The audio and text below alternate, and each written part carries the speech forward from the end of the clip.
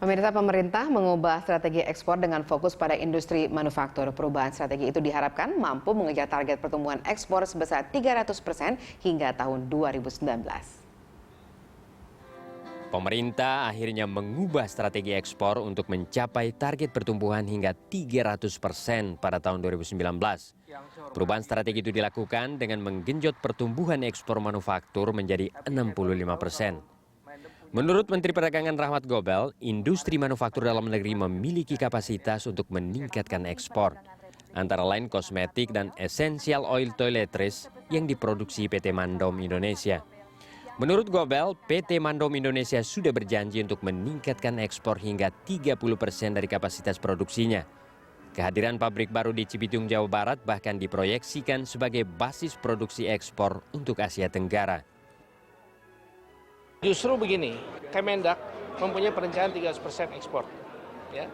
Oleh karena itu, bagaimana supaya bisa mencapai pencapaian ekspor 300% adalah kita merubah strategi dari ekspor primer yang 65% sekarang ini dan produk manufaktur 35%, itu akan kita rubah.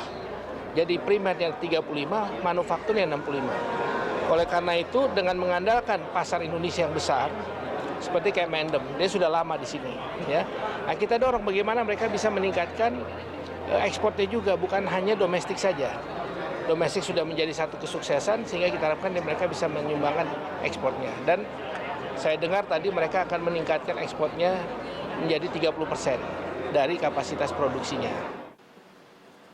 Selain meningkatkan ekspor, geliat industri manufaktur diharapkan dapat mendorong peningkatan penggunaan komponen dalam negeri secara bertahap, seperti diinstruksikan Presiden Joko Widodo. Menurut Rahmat Gobel, pemerintah terus meminta industri manufaktur untuk meningkatkan penggunaan komponen dalam negeri dan menjadikan Indonesia sebagai basis produksi untuk ekspor. Saya kira gini, memang banyak bahan baku yang masih kita impor sekarang ini. Tapi saya kira secara bertahap,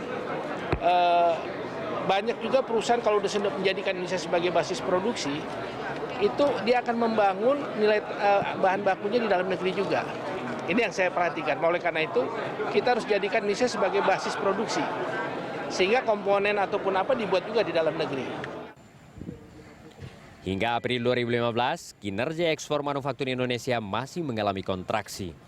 Berdasarkan data HSBC Indonesia, indeks produsen manufaktur Indonesia pada bulan April 2015 hanya mencapai 46,7. Namun lebih baik dibanding bulan Maret sebesar 46,4.